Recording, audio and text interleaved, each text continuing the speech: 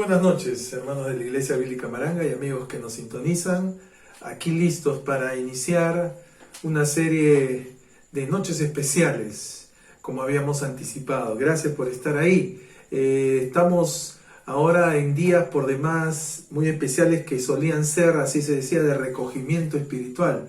Hoy son, dadas las circunstancias de emergencia, de recogimiento social. Inevitablemente estamos así, ¿no es cierto? Y todo esto sea para nuestro bien en ese sentido. Así que espero usted pueda estar bien, es mi más sincera oración, y se encuentre listo para abrir la palabra de Dios. Durante estas noches vamos a tener, comenzando con esta, mañana viernes y el sábado y culminando el domingo por la mañana, un tema especial dado estos días. Así que gracias por estar ahí. Estamos entonces iniciando una serie que va a tener un punto de partida ya algo conocido. Digo porque ya hemos tratado algo de ello. Se trata del Evangelio de Juan. Permítame, antes de orar, irle diciendo algo entonces de qué vamos a tratar. El Evangelio de Juan, como habíamos indicado, no es un evangelio sinóptico que tiene la misma óptica de los demás evangelios. Es decir, no miran a Jesús y no tienen el propósito de presentarlo en un aspecto de relación o escenario o auditorio humano. El propósito de Juan, como habíamos anticipado, si usted nos ha seguido, es presentar a él como el Cristo, el Mesías, el enviado de Dios. Así que su enfoque no es en una parte de la humanidad, sino en todo caso en toda la humanidad.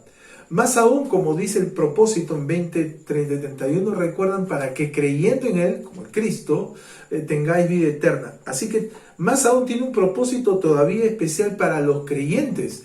Por ello es uno de los libros más amados en ese sentido por los creyentes, porque Cristo es presentado entonces como Dios. Y su pertinencia no solo para la humanidad como Salvador, sino para los que ya hemos creído en Él también.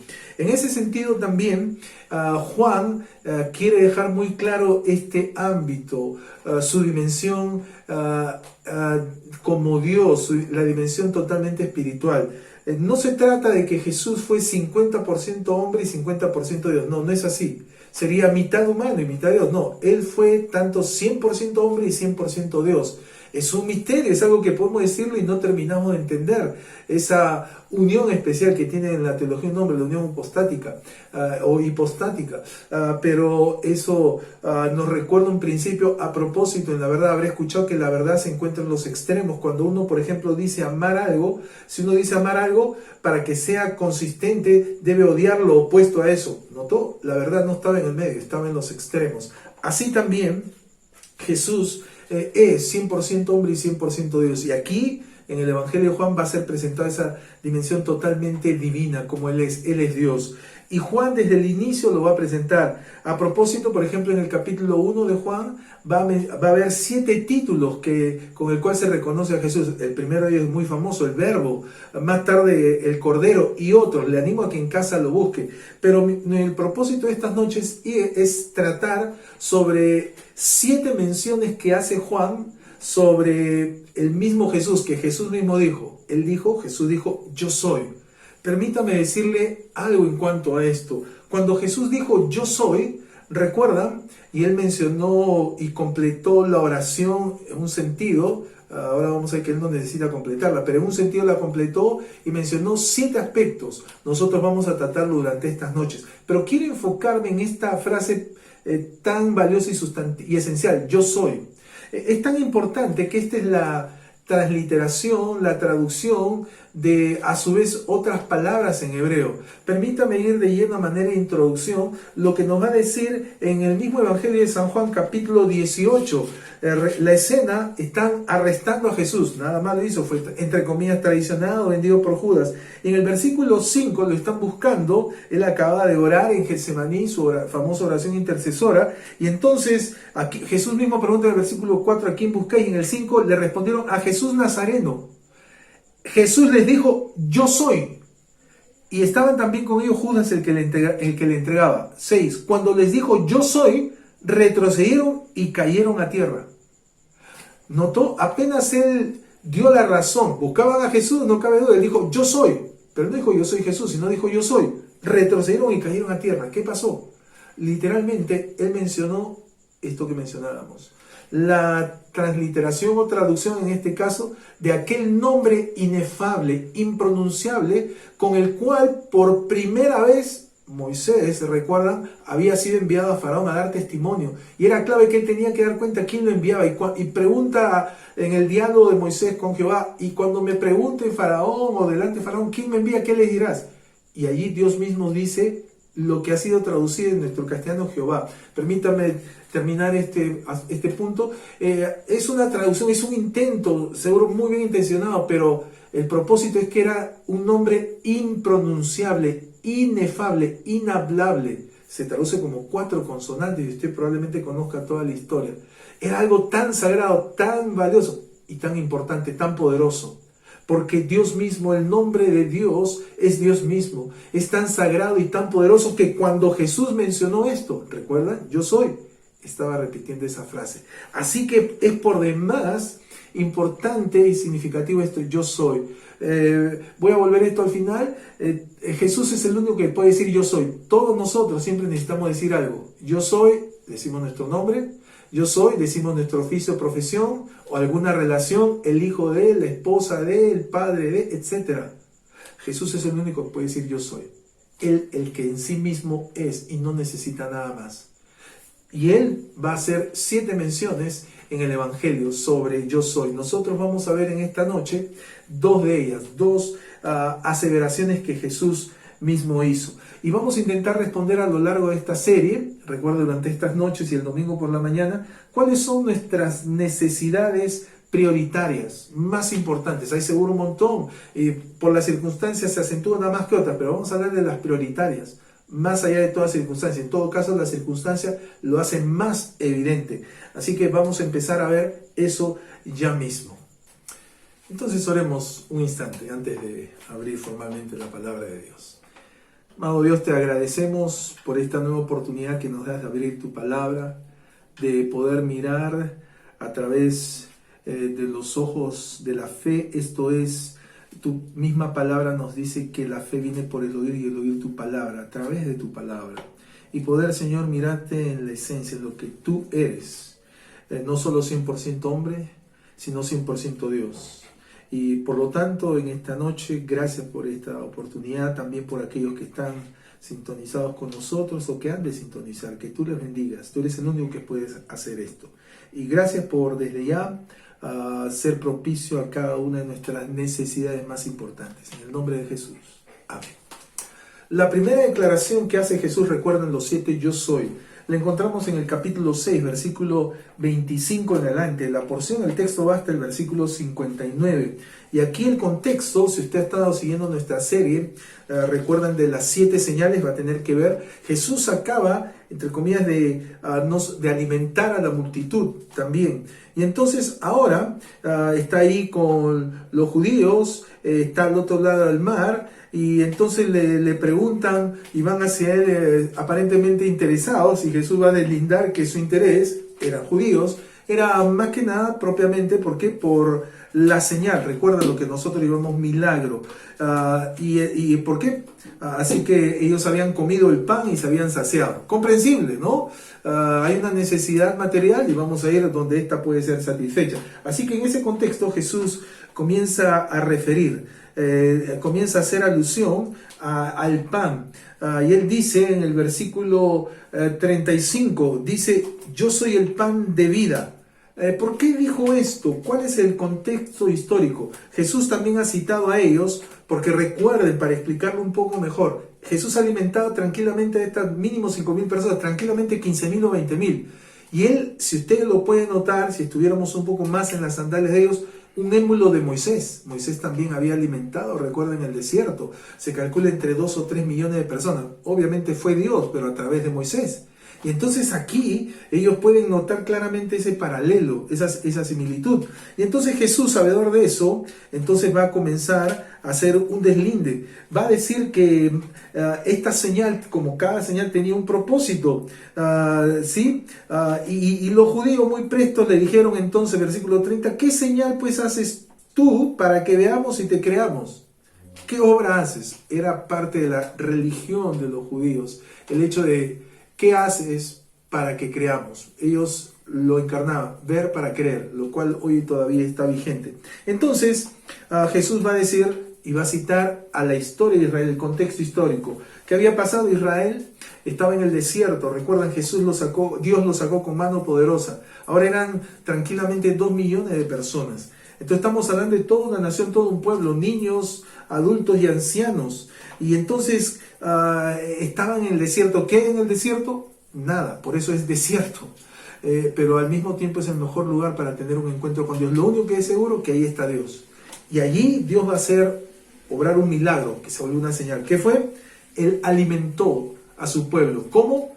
Con el pan del cielo, el maná. Maná literalmente quiere decir que es esto, que refleja en realidad la actitud despreciativa del pueblo judío. Maná quiere decir, ¿y qué es esto? Porque ellos vieron que era una especie de hojuela, de culantro, recuerdan, ahí nos da el detalle, y dijeron, ¿qué es esto? Sin embargo, Dios lo usó para sustentarles. Y allí, pensando en esto, Jesús va a establecer este desliz de versículo 32. Dice así: Jesús les dijo, de cierto os digo, no os dio Moisés el pan del cielo, mas mi Padre os da el verdadero pan del cielo, porque el pan de Dios es aquel que descendió del cielo y da vida al mundo. ¿Qué está diciendo? Dios es capaz no solo de sostener o sustentar a toda una nación, todo un pueblo en el desierto donde no hay opción humana, sino que ahora Jesús, Dios hecho carne, es el único que puede dar vida al mundo. ¿De qué está hablando cuando él dice yo soy el pan? Es obviamente una figura, una metáfora. ¿Qué está diciendo? Que Jesús es el único que tiene el poder, como en cada caso, sobre alguna necesidad en particular. Y aquí, sobre la necesidad prioritaria, básica, que es el sustento. En toda cultura existe el concepto de pan, más es la forma, los tipos, el pan, el alimento esencial. Y Jesús va a decir que Él es el pan de vida. Versículo 35, yo soy el pan de vida. El que a mí viene nunca tendrá hambre, el que en mí cree no tendrá sed jamás. Jesús es el único que puede sustentar así la vida. Más adelante va a decir que este pan es un preparativo para reconocer no solo qué es la comida, sino la carne. Él va a seguir hablando de esto, ante lo cual los judíos también se escandalizaron. Y los judíos no entendían, lo tomaron como hoy algunos, todavía literalmente, ¿no? Una especie de antropofagia. Pero Jesús estaba diciendo el poder hacer suyo la vida de Él. Y por eso Jesús va a decir aquí, en el versículo 51, yo soy el pan vivo que descendió del cielo. Si alguno comiere de este pan, vivirá para siempre. Y el pan que yo daré es mi carne, nota la progresión, la cual yo daré por la vida del mundo, aludiendo a la futura crucifixión. Se repite en 58, 54, el que come mi carne y bebe mi sangre tiene vida eterna y yo le resucitaré en el día postrero. Versículo 57, como me envió el Padre viviente y yo vivo por el Padre, asimismo el que me come, él también vivirá por mí, el que lo hace suyo, el que lo recibe. Eso es cuando nosotros comemos, hacemos nuestro ese alimento. Versículo, como habíamos dicho, 57, el que me come, él también vivirá por mí. 58, termina diciendo, este es el pan que descendió del cielo, no como vuestros padres comieron el maná y murieron. El que come de este pan vivirá eternamente. El contraste, ¿cuál fue? Moisés. Jesús aquí es Moisés fue un tipo de Jesús. Jesús es el antitipo, es jerga de interpretación. Moisés fue un símbolo, una sombra. Jesús es lo que producía la sombra. En el caso de Moisés, él también le tocó alimentar a toda una nación, una multitud. Sin embargo, toda esa nación, toda esa multitud que fue alimentada murió. En cambio, Jesús dice, el pan que yo, el verdadero pan, que va a ser mi propia carne siendo entregada como sacrificio, como redención, como pago, como propiciación. Esa será la que sostiene al mundo. Pero para ello que necesitamos es creer. Así que Jesús es el único que puede satisfacer las necesidades más profundas. Un equivalente, recuerdan, está usando lo natural para ilustrar lo espiritual del pan. Sin alimento no se puede vivir. No se puede vivir sin Jesús. Se puede existir, pero no se puede vivir. Así que Jesús es el que puede satisfacer esa necesidad profunda. Él lo dijo, no solo de pan material vivirá el hombre, sino de toda palabra que sale de la boca del Hijo del Hombre. Así que Jesús es el único que tiene todo poder, es omnipotente para satisfacer las necesidades prioritarias más básicas, cual el pan. Y recuerden a él se refería a sí mismo. Permítame, terminando este punto, recuerde decirle que Dios usa lo natural para ilustrar lo espiritual. De tal manera que cuanto mejor entendamos lo natural, más luz, más ilustrativo lo espiritual. ¿Y por qué usa eso? Porque eso es un punto de contacto con nosotros. Entonces, Jesús ha dicho que Él es el pan de vida, aquel que puede sustentar nuestras necesidades más profundas. De tal manera que en contraste con Moisés, nunca más vamos a tener necesidad. En contraste vamos a querer siempre más y más de Él. La segunda declaración que hizo Jesús, recuerda, estamos viendo yo soy, es una figura, una metáfora para que podamos entender mejor. Está en el capítulo 8, versículo 12. Dice allí, otra vez Jesús les habló diciendo, yo soy la luz del mundo. Ahora Jesús mismo dice de sí, yo soy la luz del mundo. Ahora, a estas alturas, recuerden, mientras mejor entendamos lo natural, lo que está mencionando, mejor será nuestro entendimiento de lo espiritual. A estas alturas, permita preguntarle, ya que Jesús dijo, yo soy la luz del mundo, ¿ustedes piensan que es importante la luz? ¿Cuán importante creen que es la luz?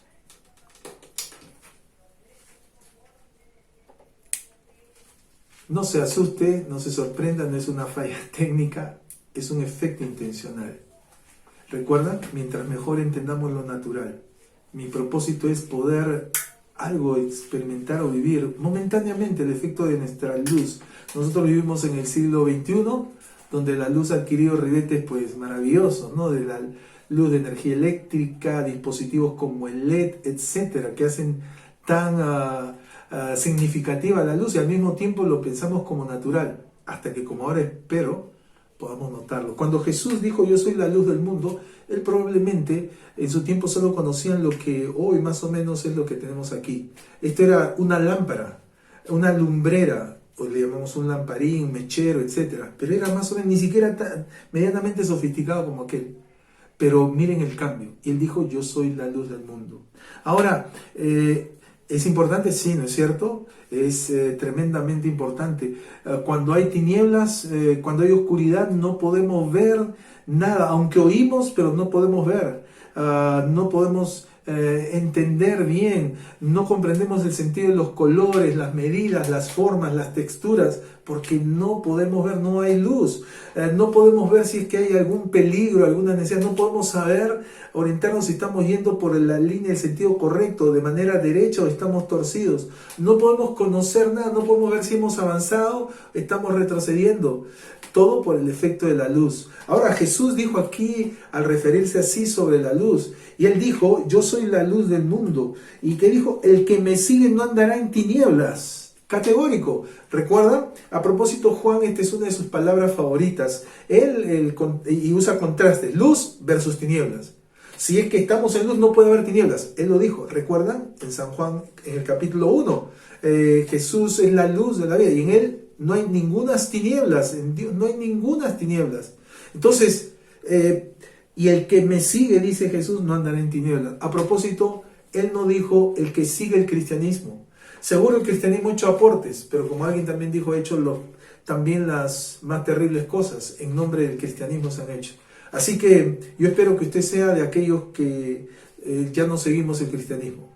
Lamento a estas alturas que usted le sorprende esto. Ya yo no sigo el cristianismo. Hoy vivimos un cristianismo sin Cristo, un cristianismo sin Biblia, un cristianismo sin distintivos bíblicos. Yo sigo a Cristo.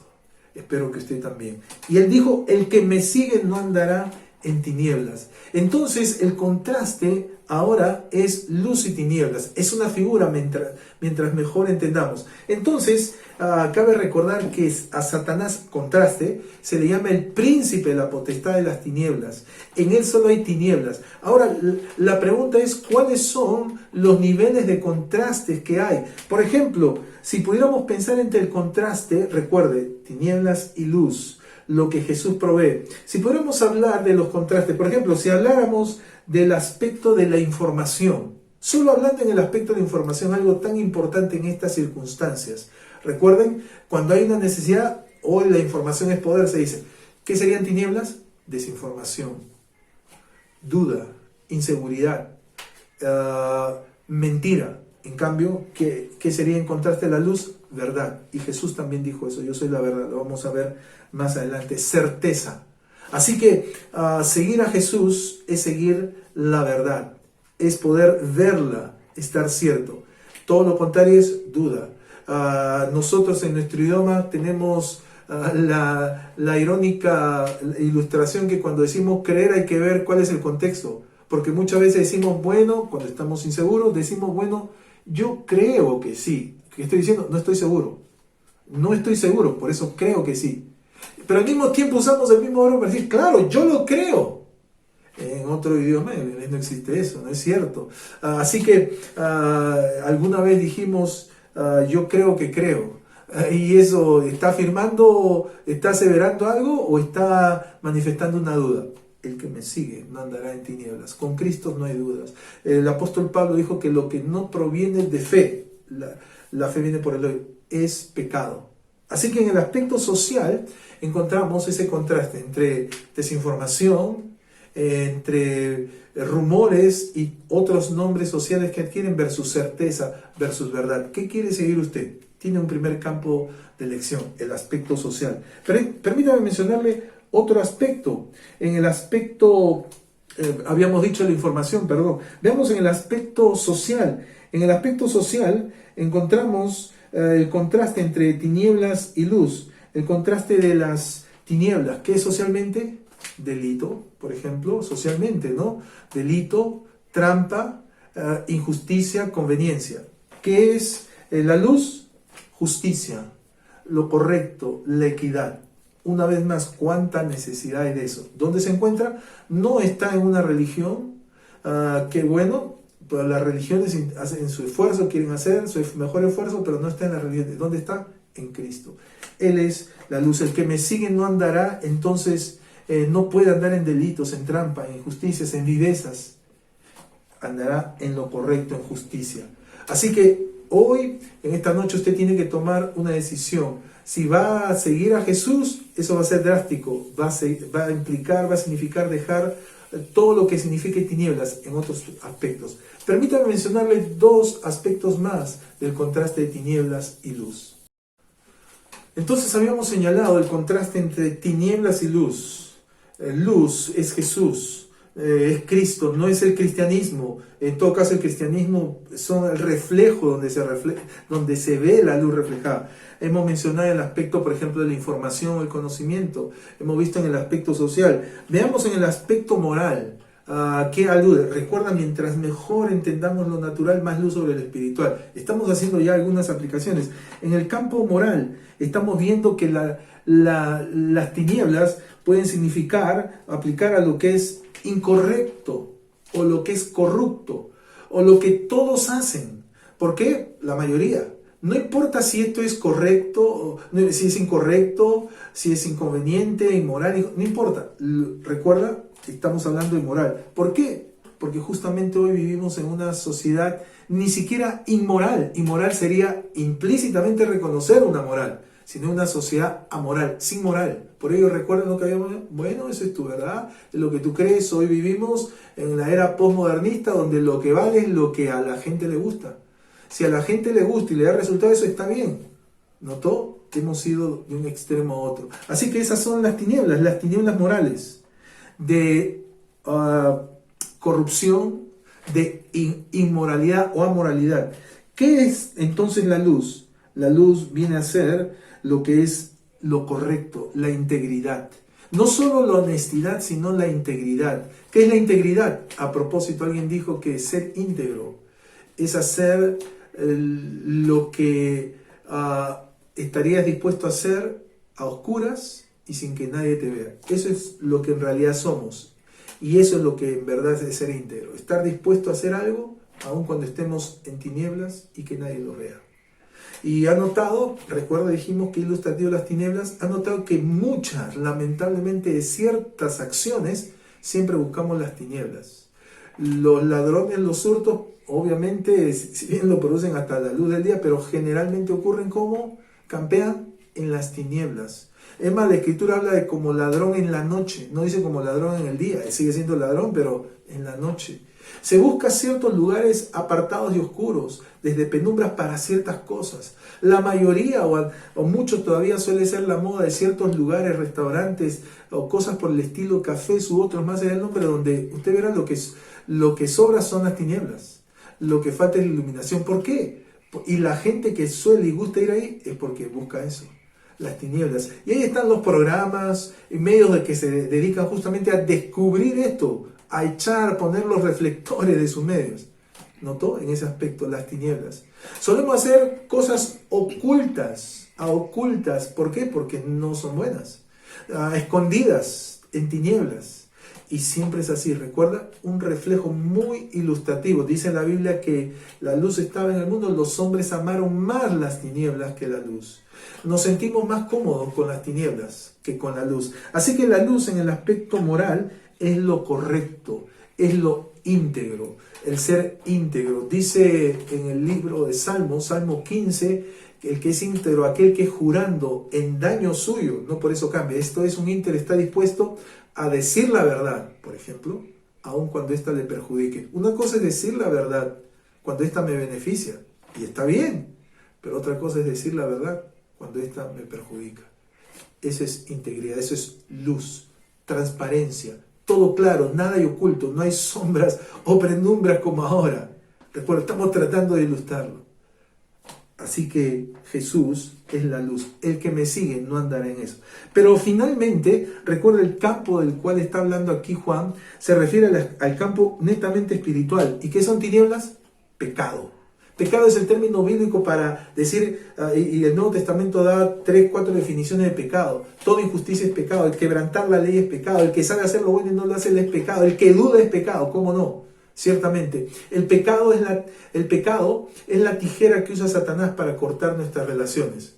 Pecado, todo aquello que desagrada a Dios. Así que en el aspecto espiritual es pecado. Pero en la Biblia eso produce muerte. ¿Qué es muerte? Separación. En la Biblia el concepto de muerte es separación. Cuando Adán pecó y Dios le había advertido, el día que pecares morirás, no murió físicamente en ese instante. Pero en ese instante se cortó la relación con Dios. El pecado trae siempre muerte, separación. Una ilustración, valga la redundancia, los matrimonios que se separan, no es un concepto bíblico, no existe ni siquiera eso. ¿Qué está ocurriendo? Está muriendo. Más allá, los papeles tomarán tiempo, pero ya está ocurriendo la muerte de ese matrimonio. Así que en el campo espiritual, esas son las tinieblas. ¿Qué es en el campo? En el campo de las tinieblas es eso, el significado, esa es la aplicación, pecado, muerte, que es en el campo espiritual, en el campo de Cristo, ¿qué es? Sinónimo de la luz, ¿qué es? Vida. El que me sigue no andará en tinieblas, tendrá la luz de la vida. Es vida. ¿Qué es vida? Comunión. Una relación con Dios por medio de Cristo. Así que el que está en luz está con Cristo para siempre. Y en segundo lugar, santidad. Salvación y santidad. Vivir siempre justamente en comunión con Dios. Así que esa es la luz del que aquel que sigue a Jesús, ese va a ser su sendero iluminado. ¿Qué le parece? ¿Le pareció importante la luz? Era importante, ¿no es cierto? Siempre ayuda. Así que ahora hemos visto, lo hemos vivido por unos segundos. Usted ha notado, en la historia han habido famosos y tristemente célebres grandes apagones causados en la historia, donde esto produjo y fue aprovechado por manos criminales en ciudades a través de la historia. Hoy tenemos el desafío de seguir a Jesús, que es la luz. Dice en 2 Corintios, para terminar, quiero leerles en 2 Corintios capítulo 4, 2 Corintios, el capítulo 4, dice así, versículo 3, pero si nuestro evangelio está aún encubierto, entre los que se pierden está encubierto, en los cuales el Dios de este siglo cegó el entendimiento de los incrédulos, para que no le resplandezca la luz del evangelio de la gloria de Cristo, el cual es la imagen de Dios.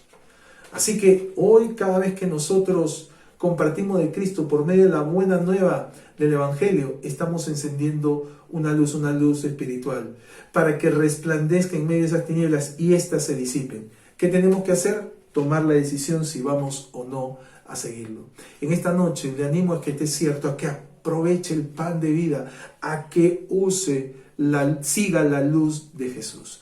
Señor, te damos gracias por tu palabra, porque nos recuerda que Jesús es el pan, que es el único que puede satisfacer nuestra alma. el único que puede darnos luz para estar cierto a dónde vamos y por dónde lo hacemos. Gracias por la vida eterna. En el nombre de Jesús. Amén.